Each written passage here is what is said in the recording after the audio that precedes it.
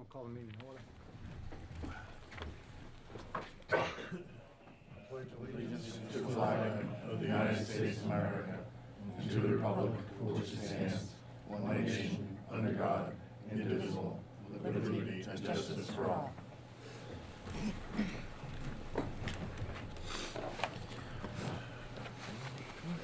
All right. So, since we met last, we received the final report. Hopefully everyone has had a chance to go over it. We asked Mr. Madden to come back to field questions on this, which hopefully we're gonna have, or he's gonna be fairly upset at me. No, I'm good with it. So, who would like to begin? Well, my suggestion is if you go landscape, you can read it.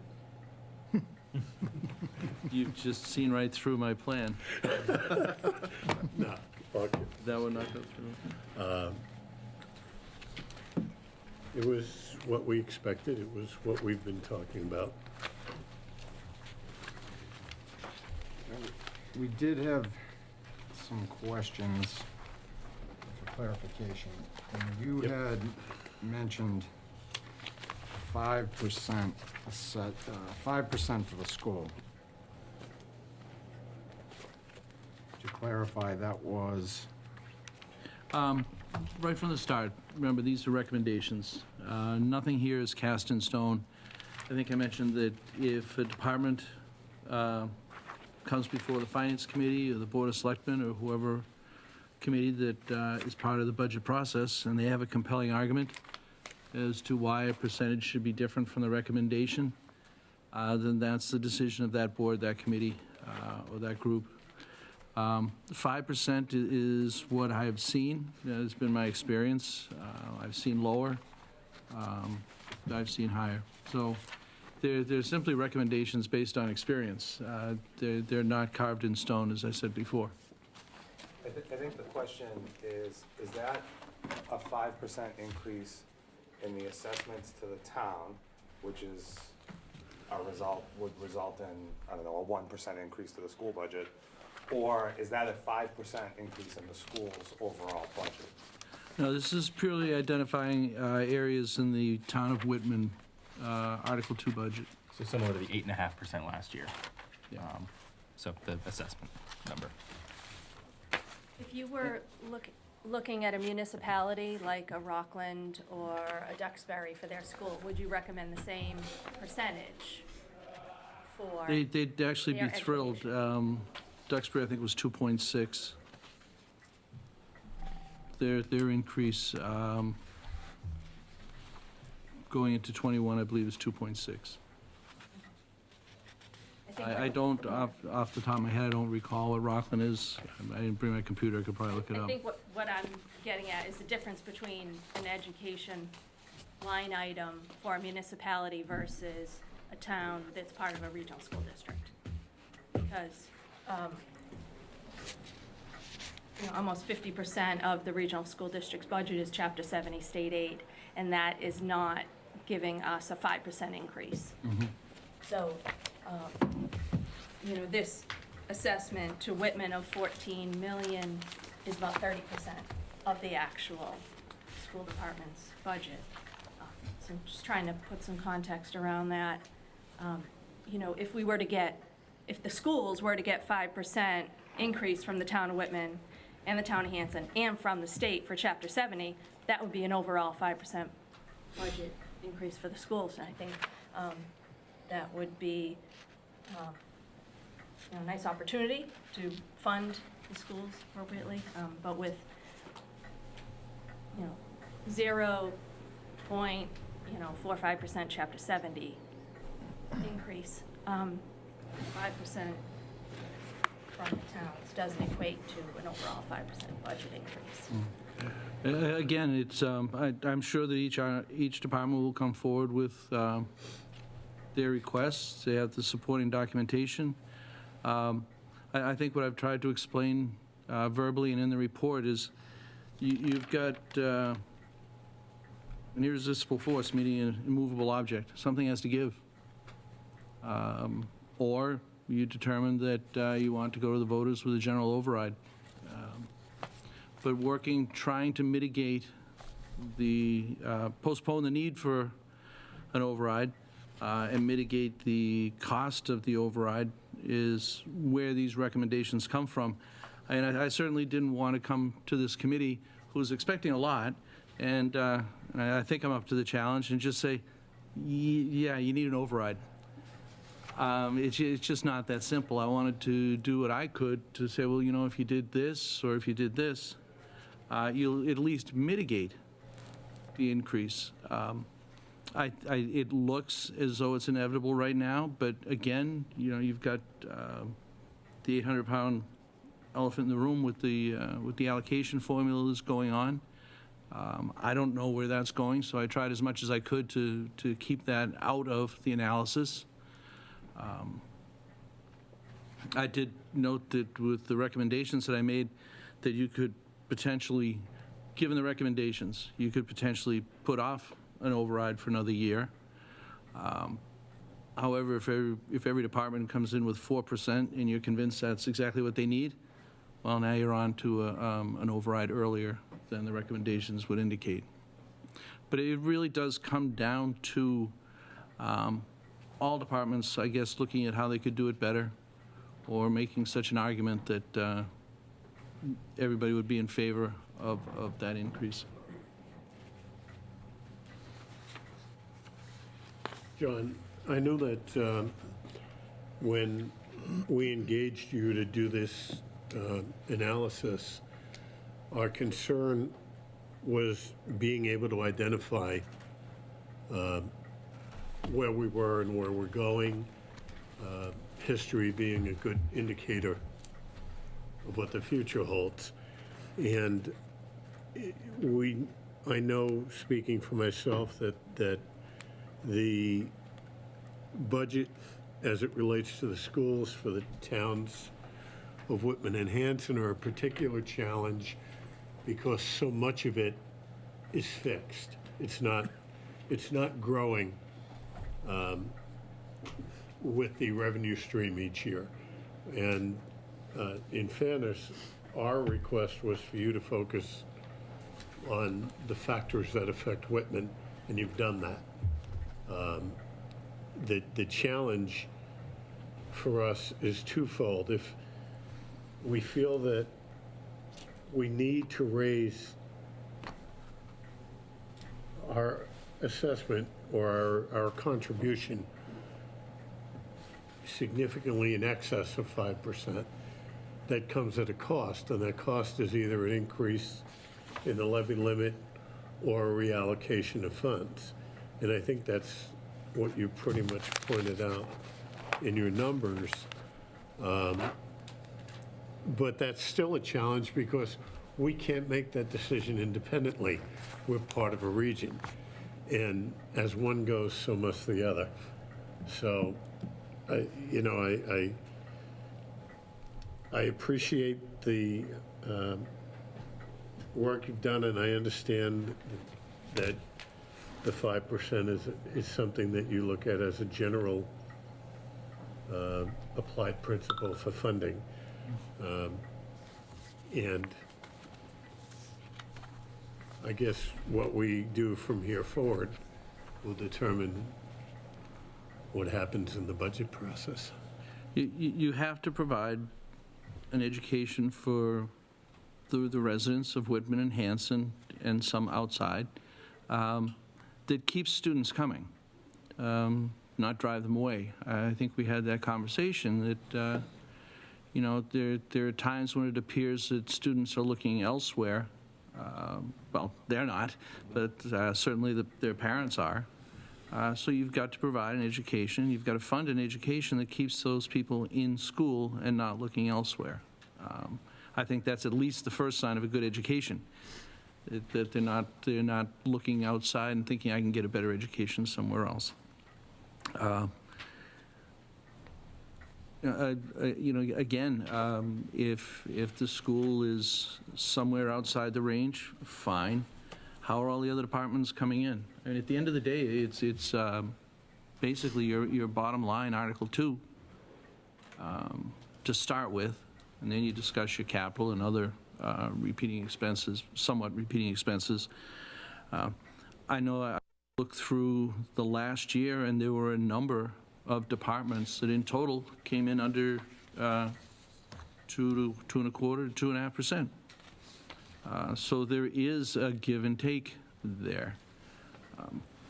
But eventually you're just going to have to, once you get to the bottom line, and once you look at the projected revenues, and I do feel very comfortable in the revenues.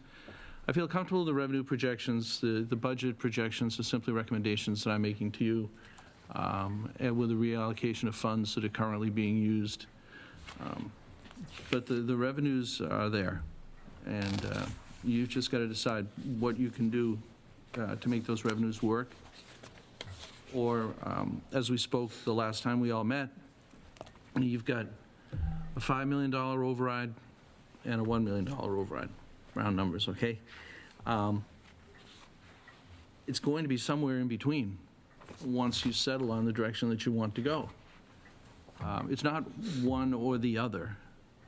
It's somewhere in between. But what I've tried to do is, through experience, is say, oh, okay, this is what other communities are doing. This is how, historically, in other communities, expenses are rising or being set. You wouldn't be the first community that was told, look, 2.5% for expenses. That's how it goes. And if, because other communities are going through much the same that you are. So it's not a $5 million override, it's not a $1 million override. Okay, it's somewhere in the middle. If it's not definitely an override in anticipation of 2021 or 2022. That depends on how the budget process rolls out. Is there anything in here, even in terms of department budgets and expenses, that either compared to other communities as a percentage of our overall budget, as a per pupil or per person expenditure, per citizen expenditure, that's out of whack? Are we spending too much money somewhere, not enough money somewhere else? As we kind of look at this whole thing, right? Mm-hmm. You can come in at 2.5%, but if your budget's already out of whack, maybe you need to look at that, right? So is there? Well, I think was there anything that jumped out as kind of out of the ordinary, out of the norm?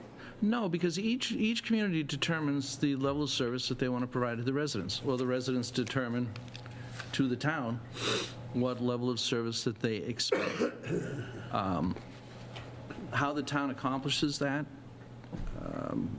is, again, an individual community decision, whether they stop offering certain services, whether they enhance certain services, whether they find that they can combine and make more processes more efficient. There are a number of ways of looking at that. There's no one way. Did I look at it per resident, cost per resident? No, because, again, once you get into taxation, there are so many variables in there. We talked about the tax rate in Whitman being in the $5,000 range, and Duxbury is about 10,600. You can encourage business.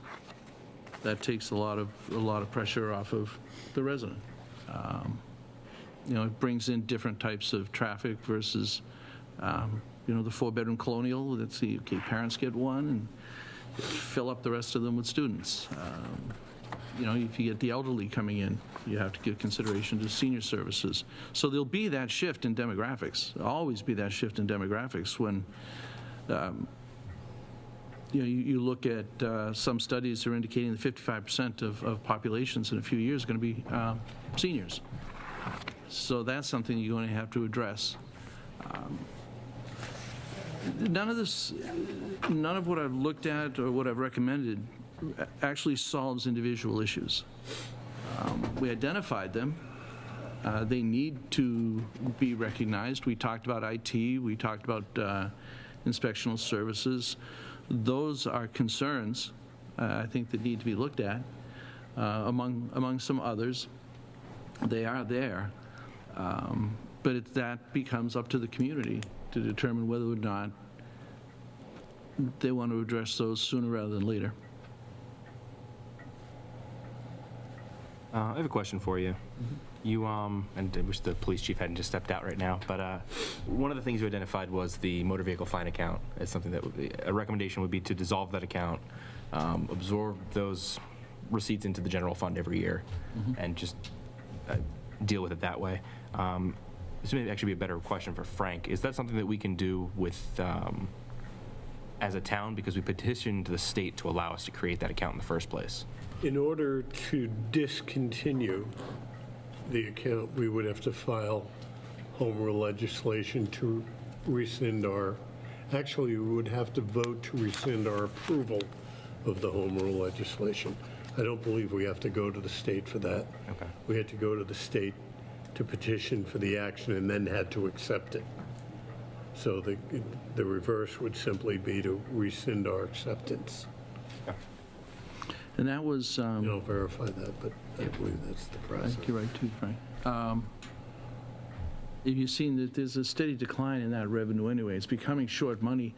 I think it was intended, I don't know what, truthfully, I don't know what it's intended for, but I know that it doesn't cover the total amount of, I believe, the patrol car lease, which I think is what was intended. That's how it's been used recently. But It was initially intended to provide enough revenue dedicated to police to avoid laying off a police officer. And then as time went on, it became redefined as something to support capital. Yeah, the original It article did language is for a different. period of time, but, there was a period of time where people went out of their way not to drive through Whitman, too. And I don't know that we want to do that. I mean, I remember a year when that revenue for the year was over $100,000. Wow. And I shudder to think at what cost. So there are so many things that would be perceived as negative in that type of revenue process that I believe right now the police act in a responsible way to ensure public safety. And that's their job, and that's what they should be doing.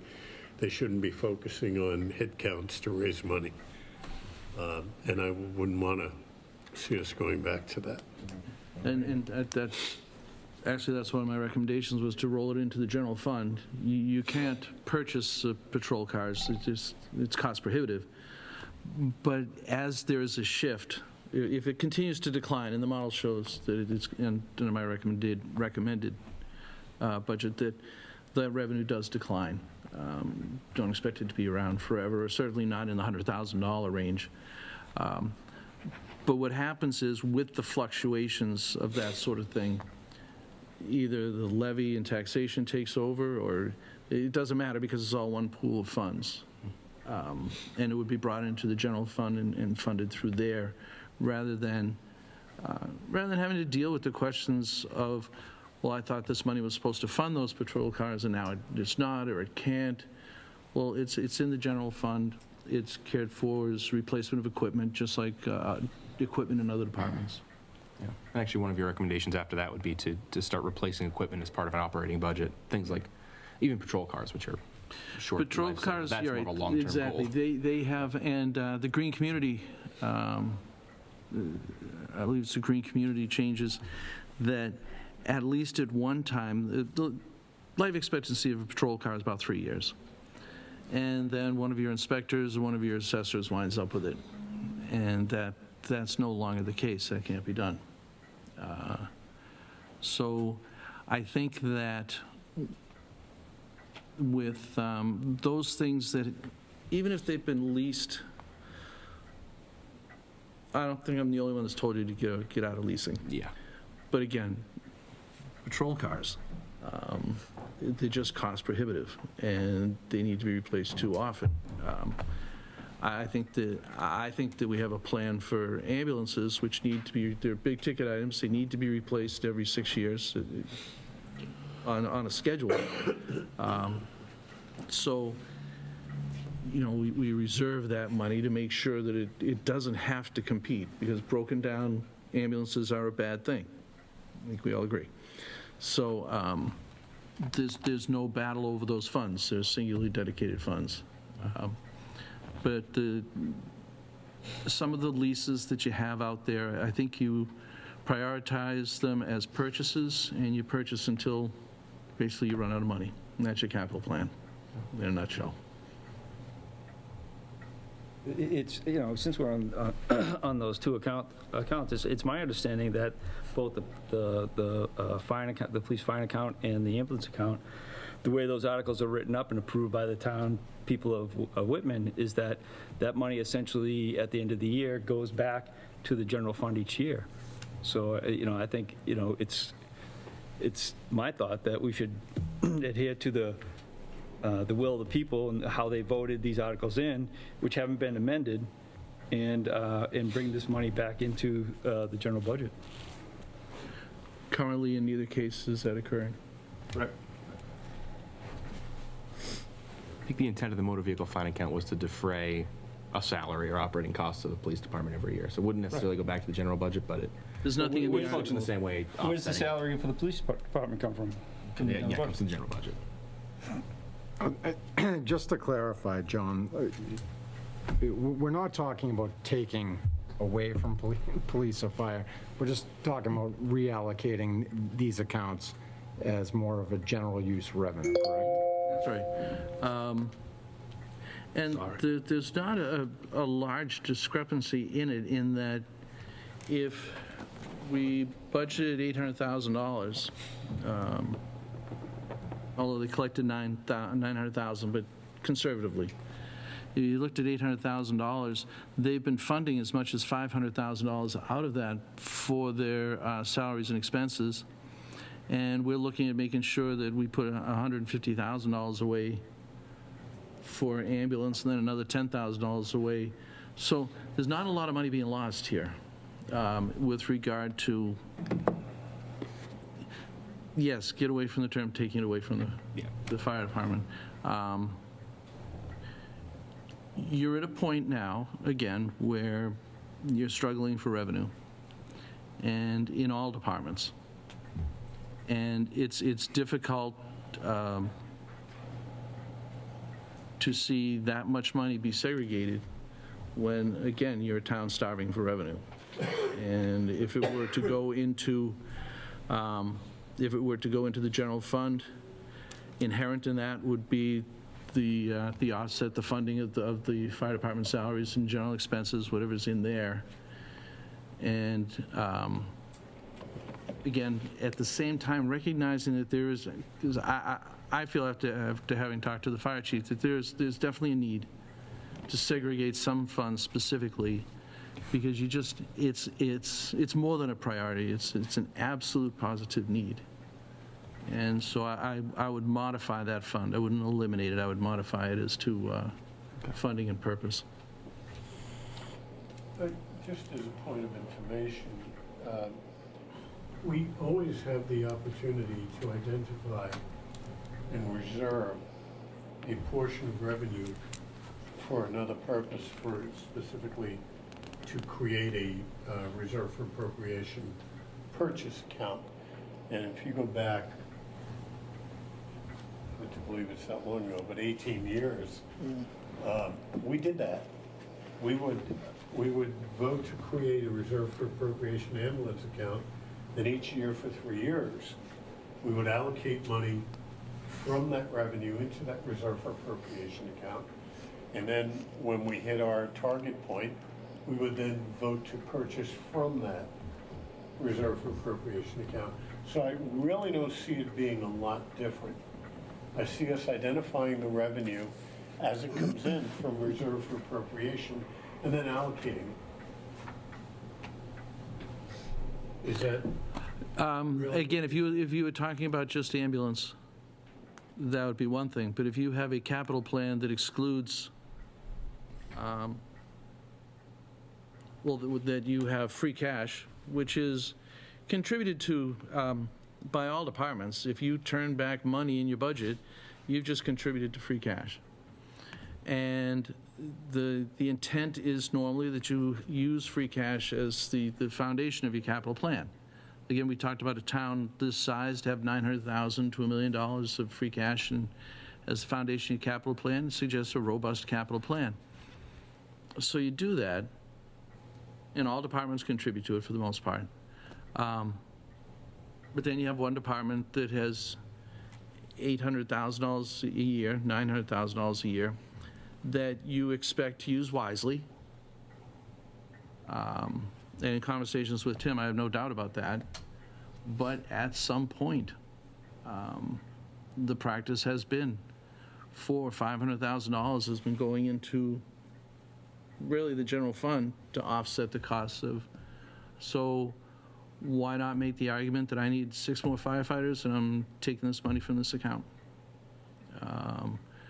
It's something no other department can do because they don't have that dedicated source of revenue. Or, you know, we have one Jaws of Life, for 80 grand, we can get 2. I think I'll get 2. It's not an opportunity that other departments have. Well, that's certainly not what I was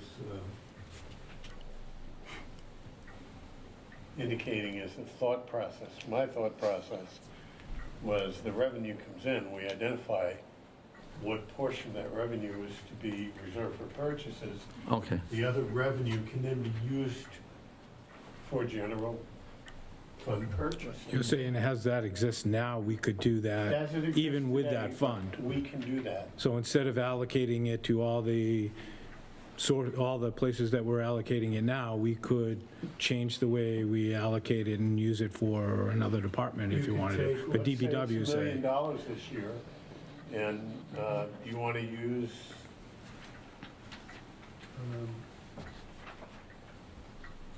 500,000 of it to offset expenses in the general fund, the article would read to do that. You want to allocate 150,000 or 180,000 to an ambulance purchase, you'd have a separate article to do that. And you would create those accounts on the books of the town. But the revenue is there and it's available to be appropriated. For fire I purposes. think what we're For all talking, purposes. I think what we're talking about, right? How does it is now? Yeah, a certain percentage of the fund is going towards operating expenses today, and a certain percentage of the fund is going towards capital expenses, specifically for the fire department.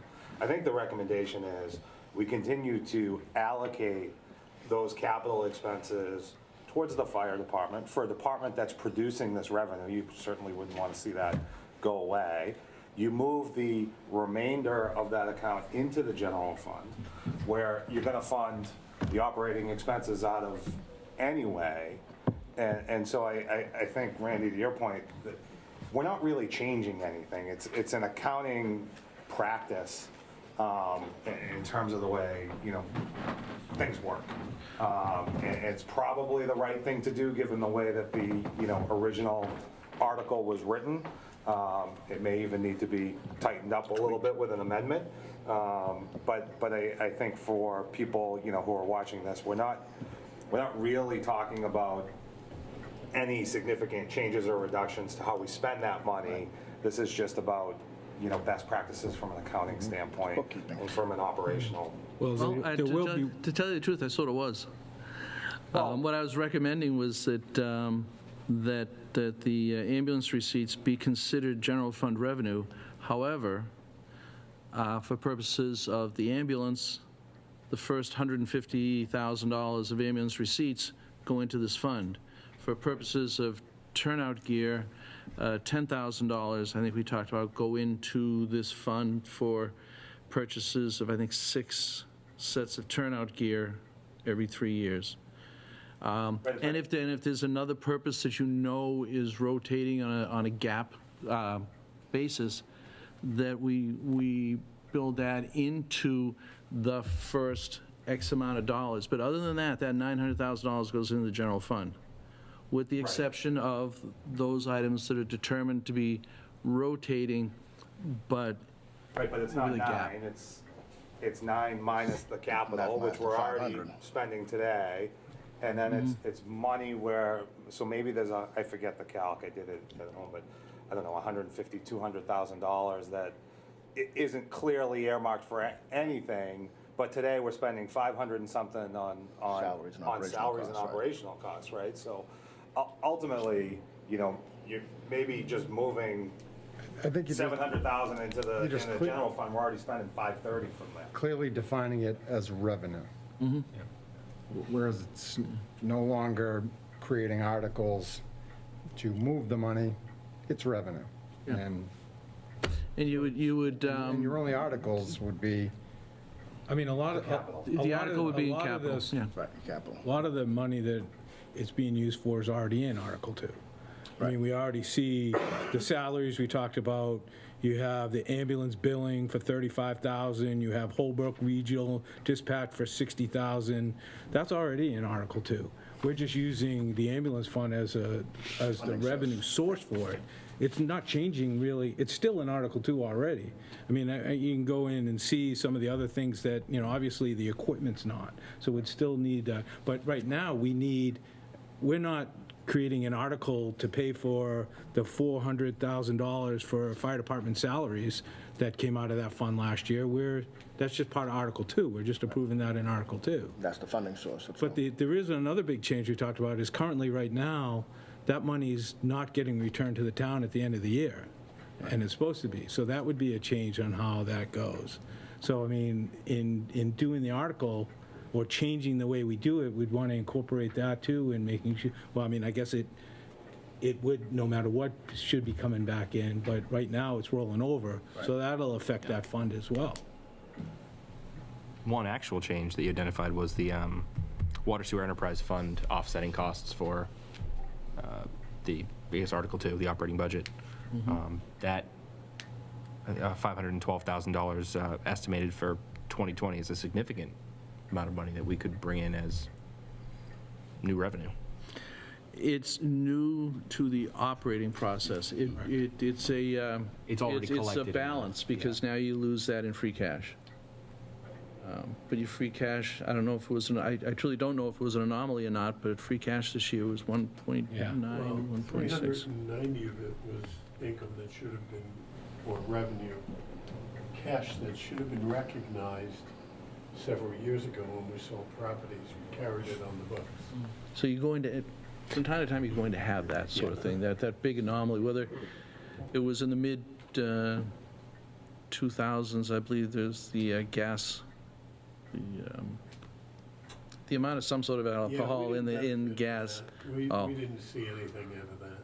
Sorry.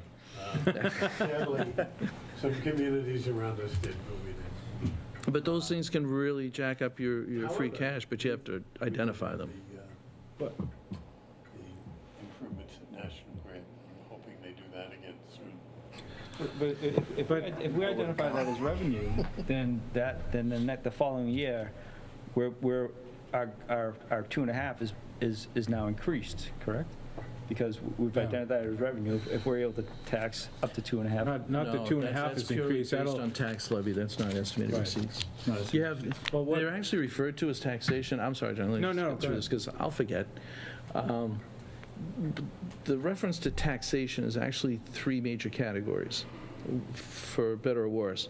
There's estimated receipts, local aid, and, your tax bills. But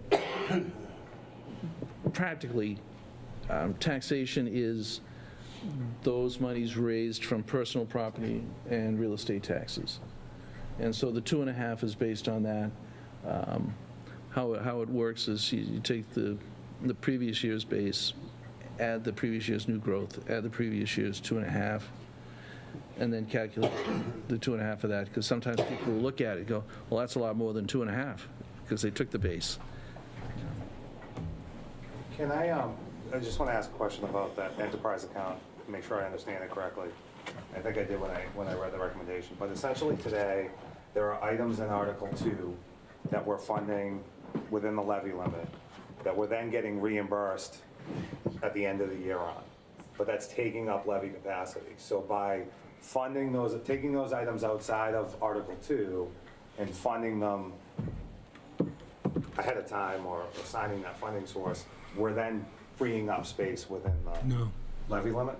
No, you're freeing up within the budget. The budget, Within the budget, within Article 2? that money stays in Article 2. If you look in the enterprise fund budget, which is at the end of Article 2, So it's an increase in the revenue.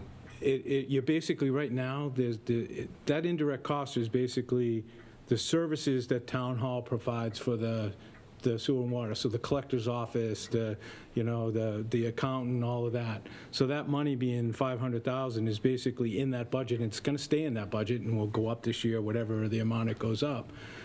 What happens is, at the end of the year, we're currently, right now, we're waiting to the end of the year, and it goes into free cash.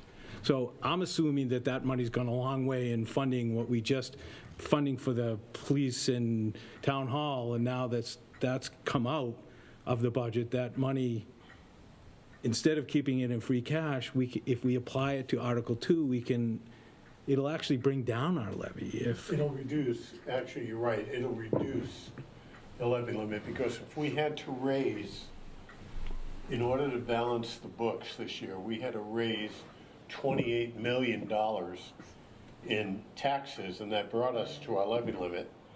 But we chose to bring in the $500,000, not as revenue, as available funds. What we would then do is we would reduce The amount that we the tax the, levy that we tax to $27,500,000. And in effect, we've lowered our levy limit, Right. because next year we can only go up 2.5. well, not our levy limit, but our levy. No, a levy limit, because if The you levy levy will, 500 less. the limit will stay the same, just what we Yeah. levy will. I'm sorry. Yeah. Yeah, It really does, with the effect is, I mean, that formula goes on forever. Base, new growth, 2.5. You throw in an override or capital exclusion or anything like that, the override has an effect on the base, the capital exclusion does not. But that formula goes on forever. And the fact is, when you sit down to do your budget in September, or whenever you start, you run that formula, you add in your estimated local receipts, and you add in your estimated local aid from the state. And then there are other financing, what's called other financing sources.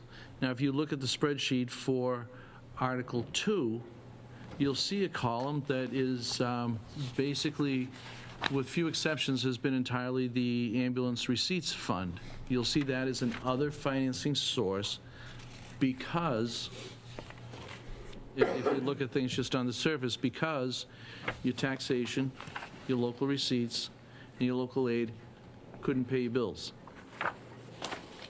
Okay? So what happens is, fire department is funded to the tune of $570,000 thereabouts for 20. That means that $570,000 of taxation, local aid, and local receipts can be used elsewhere to fund your budget. Okay?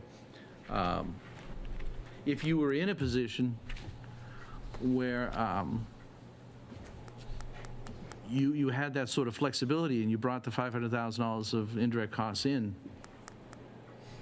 you could reduce your levy, and you'd have $500,000 worth of unused levy capacity, or levy toward capital or something like that. But you don't. That's why you brought me in.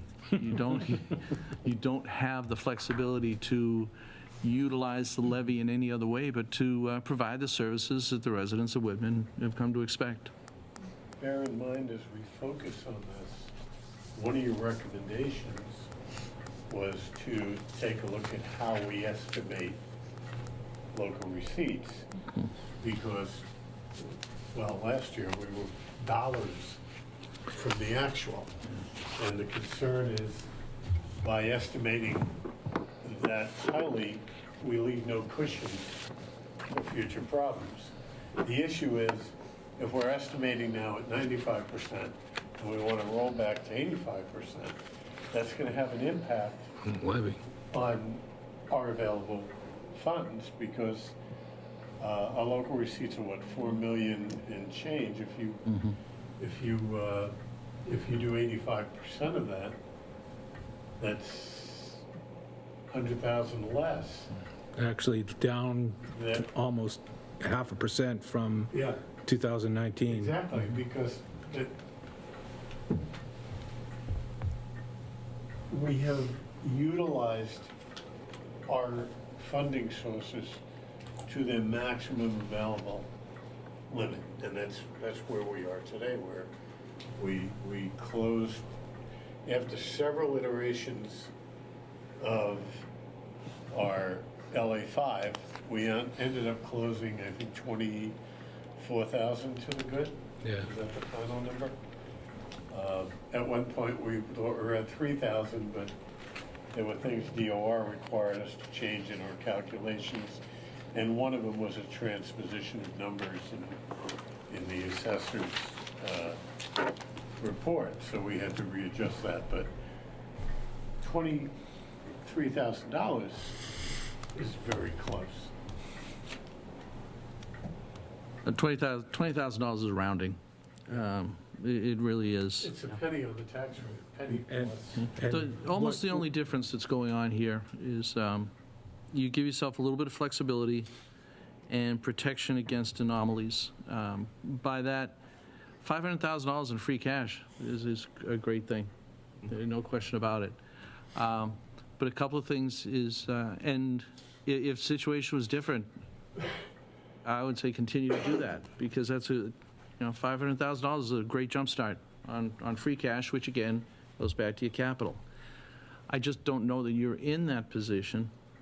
If you bring it in and you have an opportunity to pare back, because what you strive for is about 85% of your last full year's estimated receipts. Again, pulling out anything like a gas settlement or anything like that, and then you go with that. And so, what kind of flexibility does that give you?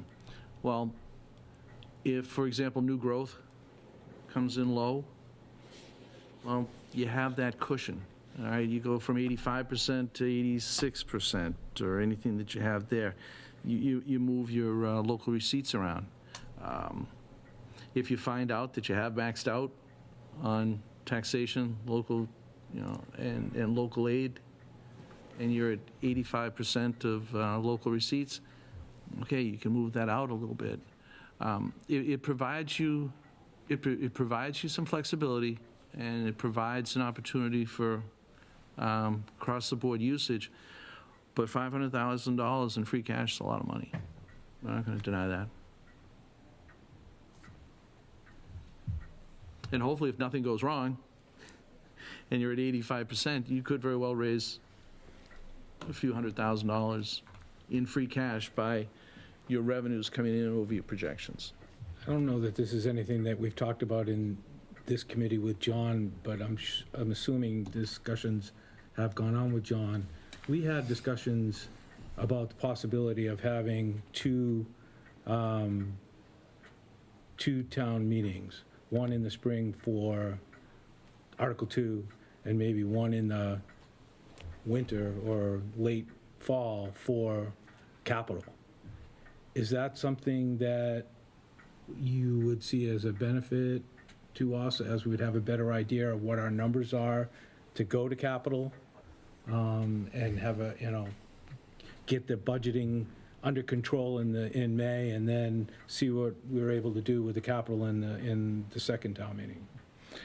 We talked about that. Remember, we went through the timeline. For example, you're looking at your 21 budget, okay? July 1 of 20. You started looking at this in September of 19, okay? You went to town meeting in May of 18, 19. Now, 5 months after you vote the budget, you actually start to see the real numbers, because the DOR is approving your new growth, they're approving the values, all the things that go into that thing we all love to get, your tax bill. So it is very difficult to do that. Now, having said that, If you were in a position where you knew your numbers better in September, you could potentially have a town meeting. I just don't know that you would gain that much. Unless it was something extraordinary, like a utility settlement or something like that. One town meeting covers it. It really does. I think that, the timing of your town meeting is a solid spot. As we've talked about before, state aid doesn't change much. Unfortunately, it has, the only dramatic change that we've seen in the last several years has been a bad change. There's nothing going up. The state is going to take any surplus and take care of their own problems. Got to live with that reality. So I think that your free cash is certified soon enough, early enough, where you can begin a capital process that coincides with Article 2. And to tell you the truth, if you certify free cash too soon and you call a special town meeting, it becomes very difficult. You lose the opportunity to sit as a group and prioritize your capital. Suddenly there's a capital plan and nobody's really sure how it came together. There was no prioritization, there was no thought necessarily given into it, because you have a short period of time to get it done, because you need to get your tax rate set. And even though capital, if you're talking free cash, has no effect on your tax rate, because it really doesn't, because it's free cash, but free cash has a role in the calculation of the tax rate. So from my prior life, I hated it. I absolutely hated it. It can be done, the law allows for it, but you're asking for a lot to be done in a very short period of time, and it's not a good thing if you don't get your tax rate set and your bills out and mailed by the last business day of December. But you also have to remember that when we do this budget process in May, the free cash that we don't spend or don't commit washes out. June 30th, it's gone. Right. And it's not back again until we validate free cash the following October. So, yeah, there's an argument that you could utilize free cash in a fall town meeting for capital, but now it's not a planned event because you're waiting to see what the number is before you calculate. I would rather plan the expenses. The only thing I would like to do a better job of capturing is the levy limit versus the excess levy, so that we can better identify what those numbers are, effectively use them during the budgeting process. And on that note, because that's a great point, and I took care of that problem. In this model, I used all of your levy capacity. So that's a challenge of income right there. Yeah. No, it's a great point, Frank, thank you. But when you see years 22 through 25, or 21 through 25, there is no excess levy capacity. Now, again, I hope that for instance, the new growth number is somewhat low, but everything else is a formula. There's no screwing around with it. You take, again, the prior year base, new growth, and the prior year 2.5. It's a calculation. You can only hope that your new growth goes up a little bit. But I mean, if it goes, I think I used 280,000, somewhere in there. If it goes up 50,000, yay, that's great. How did you calculate new growth going forward? In your fiscal years going out, did you make it an average of a previous 4 or 5 years, I skipped over the year with the utilities, Yeah. and went a couple of years prior to that. Okay. Because we did differ, I think I said, but it's a few $1,000s. Yeah, It was like $4,800 difference between their calculation, right? And it was all about new growth. The advantage to new growth is not only does it go into your base, but now your 2.5 calculation is based on a higher. Right. So, But as I'm sure fire and police all know, that there's a downside to new growth too, in services. So again, it's a balance. And make no mistake, you guys have done a great job. I mean, you've gotten to where we are today, when other communities may have just decided, you know what, this is too much work. I think we'll just try for an override and see what happens, and we'll threaten cuts and all the rest of it. But when I see what you guys have done to balance the budget and postpone what appears to be the inevitable, I congratulate you. You guys did a great job at doing that. You really did. I know I appreciate that statement, because if you look at a lot of the comments right now on some of the social media out there, it's that we are massively overspending and we should be cutting back. And I think, to go back to Chris's comment, in your professional opinion, you've now looked at just about every department's budget. Any glaring issues that you see that we could kind of try and tame back? I guess I'm putting you on the spot to kind of prove a point out there that we are actually managing correctly, and that there are just some factors beyond the town's control that is putting. Rightly or wrongly, I think over the last few years, the town has done what it can to make sure that it continues to provide the services to the residents that it has. We've talked about using free cash to balance the operating budget.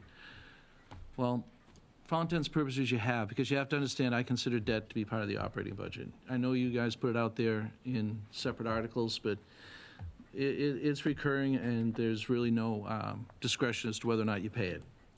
Try it with your mortgage, see how that works. So I consider debt to be part of the operating budget. And as such, you've used free cash for a few years to make your payments. That's why when you moved your debt into an excluded category, that was great, but you couldn't feel the benefit right away. You will in capital availability of free cash, because it was already being funded with other sources. Ambulance and free cash. Okay. You did that. There was a department that needed some money to balance the budget, free cash. But you made it work. You made it work. You worked hard. But I think at this point you're kind of just, even with some of these recommendations, at some point you're going to have to consider an override. Anything glaring, other than the use of free cash in the operating budget, there's some staffing issues that I think we identified. They're not killers. We talked about the building commissioner. The position is already working enough hours to be a benefited position. So to look at increasing that to full-time, basically the issue is salary.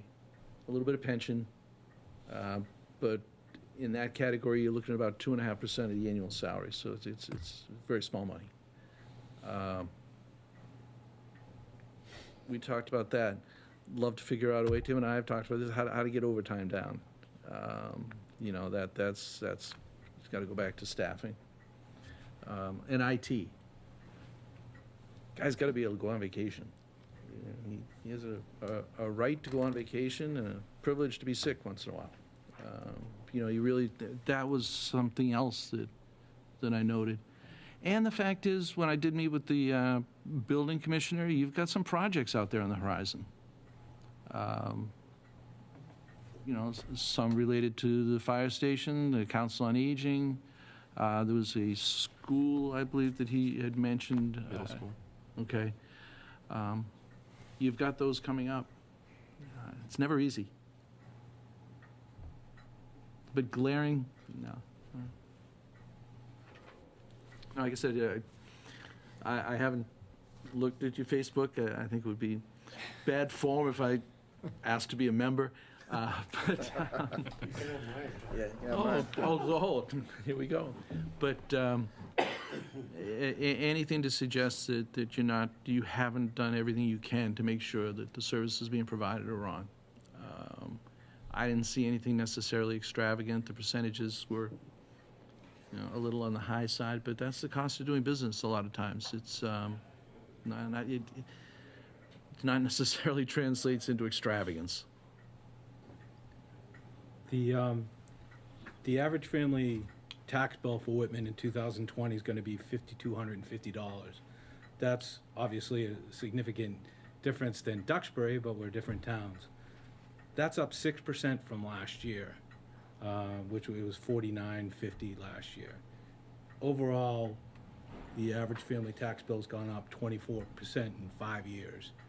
Do you see that as a range that is common, or does that seem high to you? To me, 6% from this year to last year. Now, granted, we had the debt exclusion that's going to make a big impact on what the taxpayers are paying.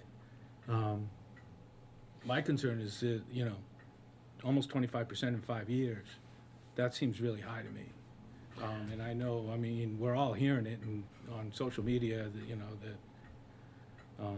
but a 6% jump, that seems high to me.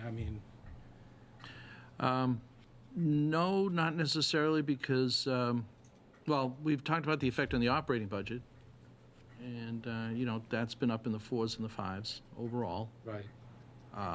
Although this year to go to 20 was a 3.1% increase, which is not that bad at all. I've now analyzed a community that went up 13% in 1 year. We talked about discipline and controlling the operating budget. That area is the best you can do, because what happens is those big items that we talked about, whether it's the school, fire station, council on aging, big ticket items, you have no room under the levy, so they're going to have to go to the voters. So the voters are going to be the ones to tell you whether or not they're happy with their $5,200 tax bill.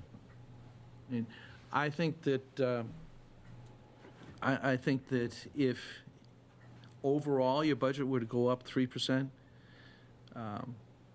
that's not necessarily a terrible thing. Remember, we're looking at in 21 a $200,000 jump just in the regional pension assessment. Health insurance, these are all things, I can get in my car and go home after this, but the public tends to look at salaries, people in the streets, and that sort of thing. They don't understand that there are issues outside of that drive the operating budget, whether it's debt approved by the voters, health insurance expenses, retirement assessments, unfunded mandates. There are a number of things that the public doesn't see that they need to understand drive the budget. And you do the best you can to control them, whether in health insurance it's plan design, whether in retirement assessments you work, you're part of Plymouth County. I guess you have a vocational school going on out in back. They're setting up for town meeting. Setting up for town meeting, listing their PA down there. Sounds like they're making furniture. But there are just simply areas in the budget that you don't necessarily have as much control over. And I've recognized that over 31 years. And but people, it's like 50 first dates every time they open their tax bill. It's like the first time. And it's like, Especially the third quarter. yeah.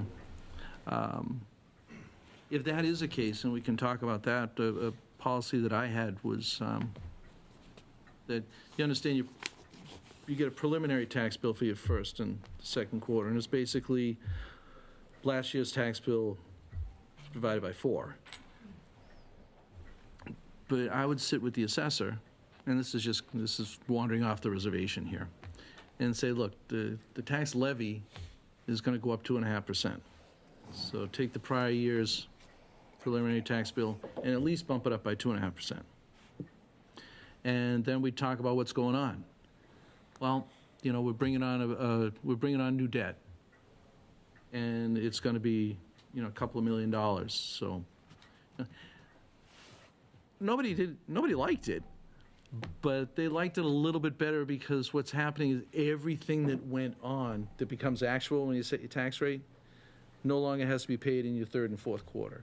You've done the best you can to spread it out over 4 quarters by just, We actually did that Okay. in the capital exclusion we did for the school technology, and we did it when we voted the override. We allocated that additional increase on the base to calculate the first 2 quarter bills, which are simply estimates, so that people didn't see huge jumps in the third and fourth quarter. In the past, And we used to have to do that. it's particularly important right now that mortgage companies are taking everything in escrow, and they're really not allowing people to just pay the bill the way you used to be able to, you know, years ago. And so, you know, people remember, hey, my bank made me put extra money away this year in my escrow account.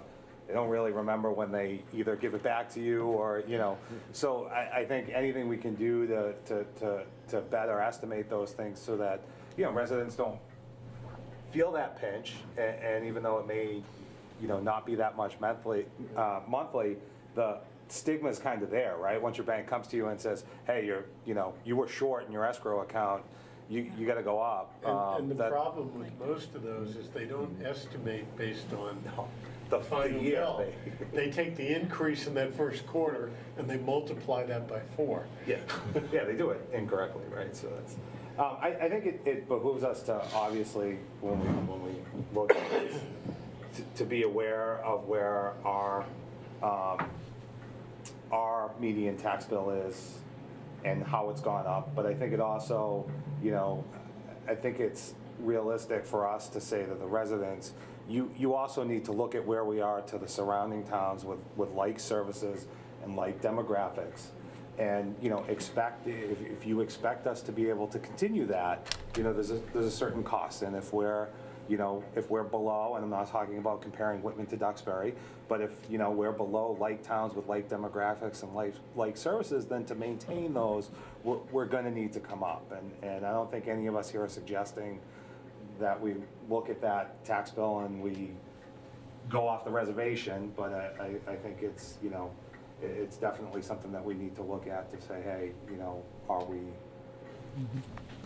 we getting the revenue that we need to do what other towns are doing? And it's up to the residents to make the decision about whether or not they want to continue to offer those services, right? I get that decision every May. Yeah. Well, If they show up. I think that's a good point, too, and I would say to the residents, if you feel your taxes are going up, look around you, like Chris just said. You know, I challenge you, put your home up for sale. What's your taxes going to look like in a surrounding town of Abington or Rockland or Pembroke or Hanson? But Mr. Madden, I would ask you, too, about assessed values of property, just looking at revenue.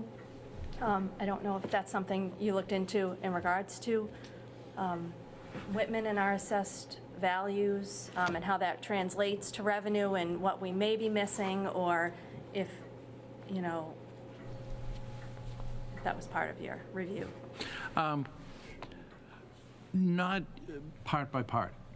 Okay, I think your property values went up this year 6%, something like that. It's all based on sales. It's all based on sales. And then it eventually comes down to what do you have to pay for? And that's really where the formula comes from. But you look at it early, you make it a reasonable calculation. Okay, this is how much we can raise through taxation, local receipts, and local aid. And then you go to work on the budget. And then you determine, oh, okay, the budget's a little higher than those 3. It's just on the surface, not considering other financing sources or anything on that. And then you have to look at where you can cut in the budget, because once you have your valuation, and that's simply based on sales. I mean, if Is that something that's I'm sorry to interrupt you, evaluated every year, all properties throughout a town? And maybe this is a conversation for the committee at another time, to talk about our assessed values, because, I mean, I've looked online and spot checked, and I see some erratic variations from, assessed values at 80% of market value or 95% of a market value. My understanding is that DOR, and in assessing, again, I think I've made it clear, we're getting a little outside my wheelhouse, but it has to be, the assessed value has to be approved within, I believe, 92% of sales. So there is, Of setting the tax rate yeah, until they verify that. right. That's one of the first things they do, is verify that the values are accurate to the sales. That's what they look at. And remember, it's not town-wide, okay? If somebody moved into your neighborhood and absolutely fell in love with a house and determined, you know what, I would pay $1 million for that house, and fact is, I can. That's a sale. And that's going to affect that neighborhood. Now, the DRR will look, or the assessor will argue that, what was this person thinking? We don't know. But it's still going to have an effect because it's a sale. So can you repeat that 92% is what?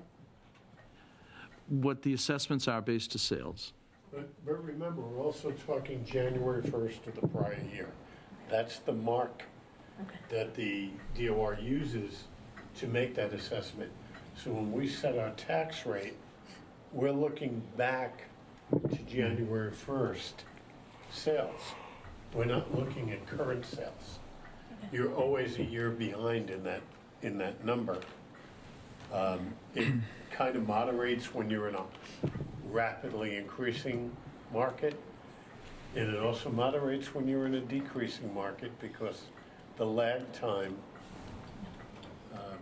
in those sales results has an impact.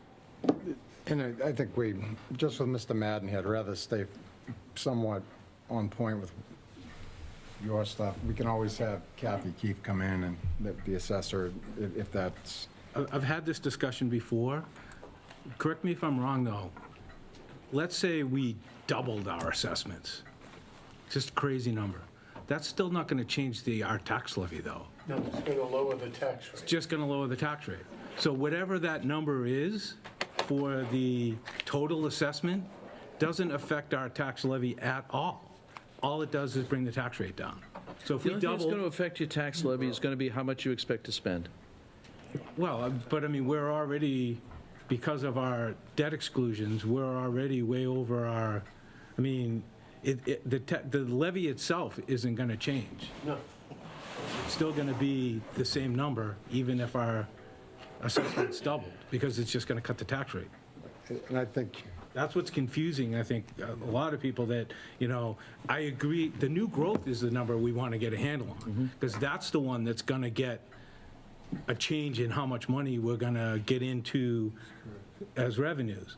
So if we want to look at anything at the assessor's office, in my opinion, and with the, all the departments involved, it's getting a good handle on the new growth and making sure that we're doing a good job there and capturing everything there. And my last comment on assessment, new growth causes a redistribution of taxes. So when you have higher value properties in that new growth, it goes into the total number, which is then divided by the total value of all properties. So you'll see situations where your neighbor's getting a bigger tax increase or a smaller tax increase than you, because of the type of house and how it's valued. And whenever you have new growth, the impact to the current taxpayers is this slightly less. Not measurable, but slightly less. we didn't have a public forum. I accidentally skipped over it, and we do have somebody who's patiently had his hand up, so I'm interested in next step and how it connects to the strategic process. Well, I think we've gone through, I think we have a lot of the parts to put a strategic plan together with the survey, the consultant here, a finer look. I know Frank and I have had discussions that will be a future step where we probably are going to look again to a possible consultant to put together that plan. I think the plan is to try and get through this, get this plane landed, and then take on another task. Just quick follow-up. I think the trouble with that is some people could look at the recommendations and say, I support no override and just to tighten the belt, and that's gonna make us, a more sustainable budget. But other people could say, I think we should, become more efficient, but I'm also looking to invest to keep our services up. Well, I was going to get to that, Sean, because part of this that we're talking about, that this committee is really going to have to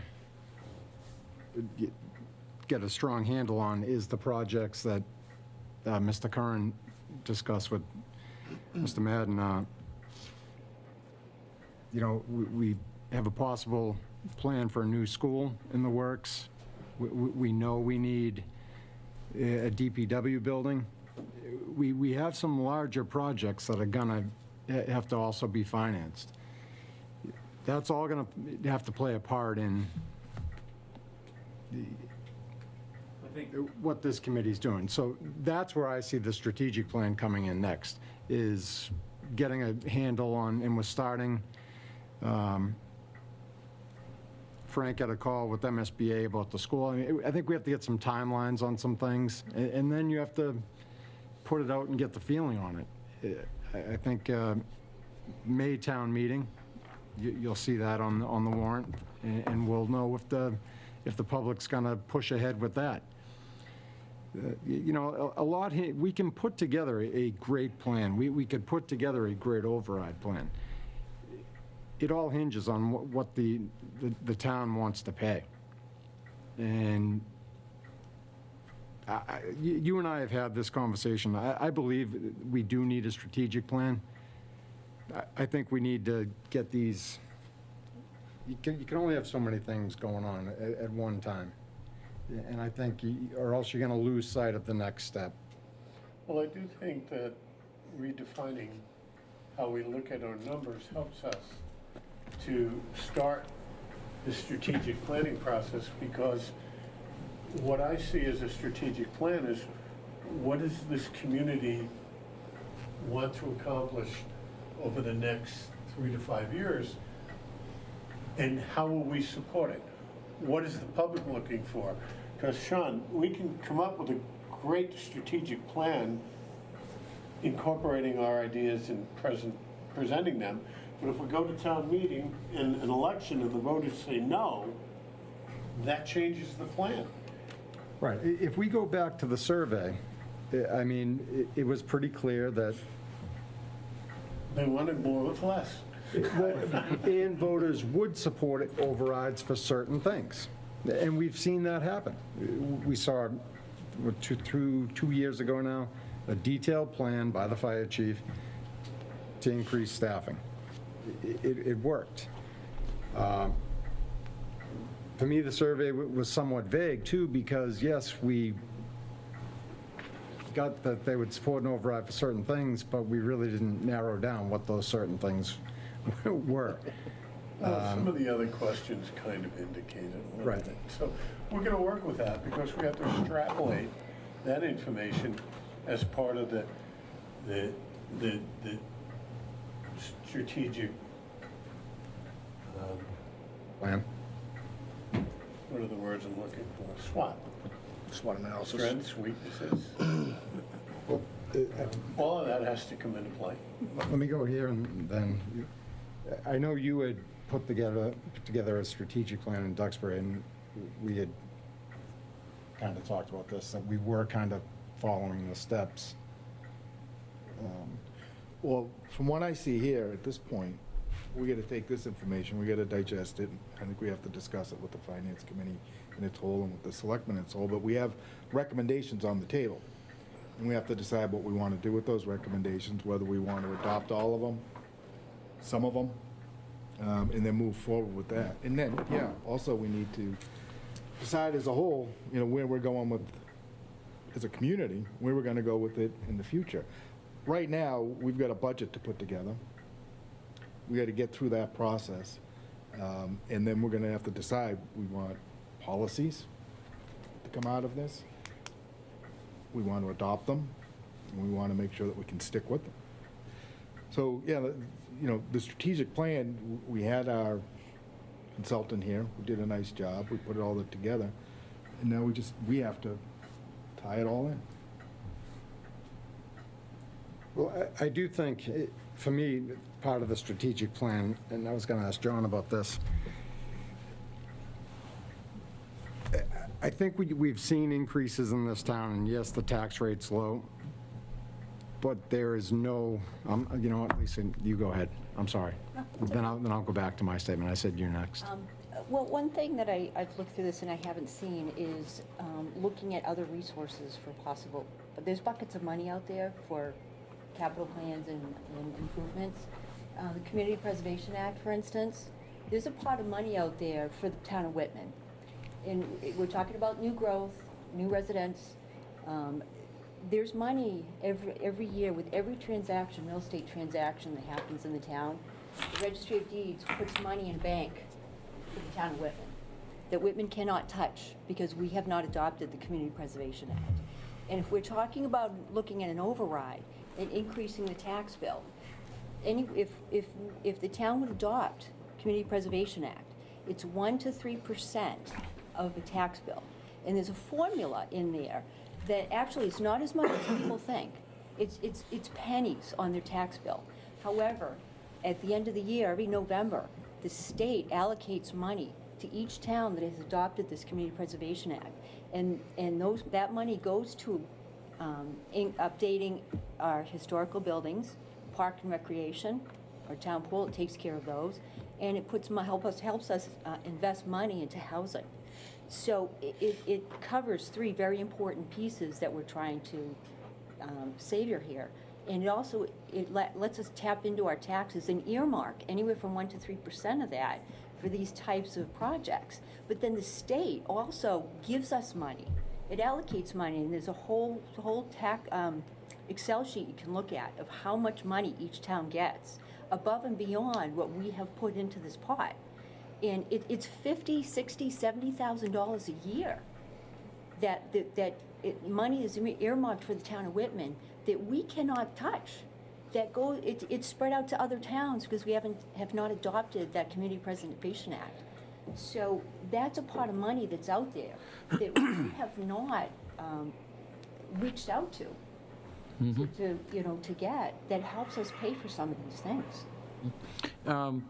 Community Preservation Act's been around for quite some time. It was an absolute cash cow when it first began. There was a 100% match if you were at 3%. Any percentage less than 3%, the game changes. But more and more, and it was really, the initiative was driven by open space people as a method of raising funds to buy fields, farms, that sort of thing. And obviously it expanded quite a bit. It's historical preservation, open space with a subset for recreation, and historic preservation, and community housing. It is right there, and there is a match. It's more people are getting on board because more people are recognizing, as they've expanded the uses, that, yeah, their community can use it now. And I think that match is in the teens. Has it gone to the single digits? Well, the governor has, he has put in legislation that's going to increase the amount that the state matches every year. And I believe that legislation was introduced in November of this past November. and we just have to look at the numbers on that. But the registry of deeds, that's an important one, because they have increased the amount of money that they put into the pot. So that's something that people are missing, is the money that the registry of deeds, with every real estate transaction that happens in the town, houses bought and sold, they've increased the amount of money that they put into the pot for the town of Whitman. And they send out a report that lets each town know how much money is in there. In the past 10 years, it's been $50,000, $60,000 a year that's gone into this pot for the town of Whitman that we have lost out on because we haven't adopted the program. So what's the catch? Because I know I've read some negative Well, things about the Community Preservation Act. You gotta I don't convince remember what town they meeting are. voters to increase their taxes. Adopt it. We have twice failed to convince people to accept this plan. And there's an exemption, I think it's the first 100,000. Yeah. That's right, yes. Is excluded. And then the taxes on the rest of, so if you have a $300,000 house, the tax on $200,000 is calculated, and then anywhere from 1/2 to 3%, depending on what you vote, of that money is added to your tax bill as part of the Community Preservation Act. So for $200,000, property bill would probably be something under $3,000, maybe $2,800. So let's say it's $3,000 because it's simple math. $90 would be added at the maximum. At the minimum, $20. 20. And that's broken out into 12 months. So if we get our tax 4 times a year, it's $20. It's really a minimal. $45. And there are income exemptions built in as well that we can adopt if we choose to. It is a great opportunity. I mean, it's money. I what think happens something like this actually would fall great into a strategic I plan. have all the Yes. information available. Where people are getting educated about it. You're not just asking people, hey, we want to raise your taxes $90 a year. And this is what I think is And so the benefit to that is the match, right? So, right, because we could raise taxes by $90 a home and put it back in. and get it back in anyway, right? But in this case, it would be There are two the match. benefits. You have a pool of money that's set aside that's committed to certain uses, and then you have the match that goes with it. So that money would be, as you accrue your community preservation fund, you identify, you'll have a community preservation committee. You'll have guidelines as to what the money can be used for. Then proposals will be made, they'll be considered, they'll come back to the board, then they'll go on a town meeting warrant for a vote. And I have all information available Let's if not anybody get wants to bogged see down it. in that tonight. No, just, But it's something we should explore. right. I mean, these are the things, I think, before we just say we need X amount for an override or we're not going to do an override, it should be, all these pieces should be, brought together with a lot of forethought and probably a lot more meetings. But And I do think we should make clear, right, even in the recommendation here, or even if we would adopt all the recommendations here, there's still a point in time, whether it be 1 year, 2 years, 3 years down the road, where we're facing some type of override, just based on current run rates, even if we were to adopt all the practices laid out here. I think that's important for people to hear. I think, Randy, to your point, there's a lot of information out there on social media, et cetera, but it's not like, hey, tighten up the belt and do what you don't want to do, and this all goes away. That's not the case here. No. And I think a lot of people heard $5 million and immediately went into panic mode. And like you said, it's probably somewhere between there. And I think that It depends on what you want. I mean, if with the recommendations and you're looking at $1 million, what else do you want? And do you find any gaps in the budget? Do you want to increase it to provide another funding source for your capital plan? Various things like that.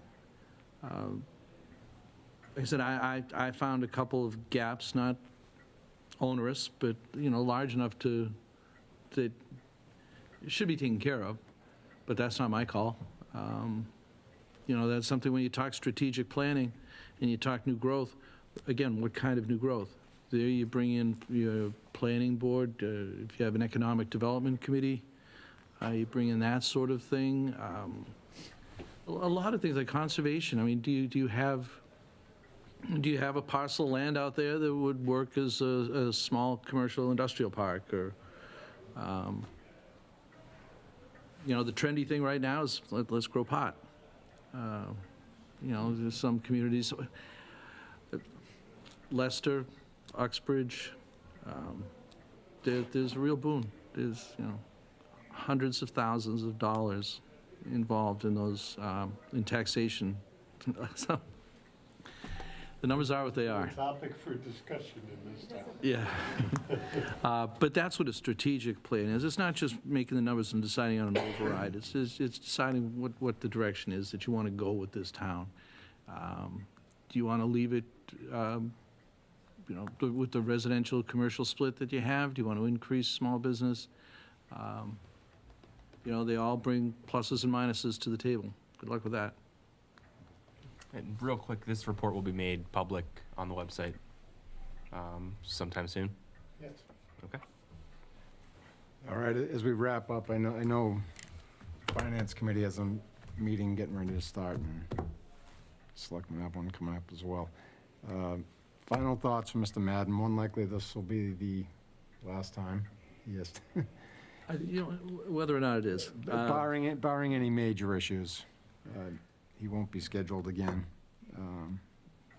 I think he gave us a lot of great information. I We think. are willing to make you an honorary citizen. Oh, I'm the one that goes to town meeting and says, why? And then I'll become a member of Facebook and it'll just get ugly after that. Then it gets real ugly, yeah. No, you've got a great time. I've driven through it in the daylight.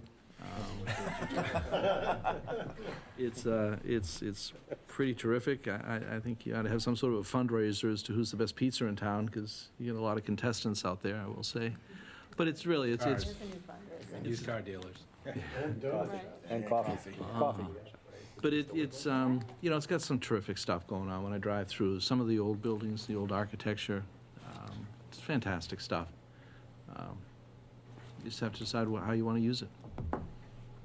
All right. And I'll be back. I'm going to be working with the town accountant on implementing the model. Because again, it's not going to be one or the other. You know what the department requests are coming in. Finance committee's going to make decisions. Frank's going to make decisions. A lot of people are going to make decisions. But you can build that in as you go. Because right now, 21 is based on assumptions. As departments come in and it's agreed that, yeah, that's the number, the assumption comes out, the new number goes in. And then you look at it from there. All right. Motion to adjourn? Second? All right. Aye. Aye.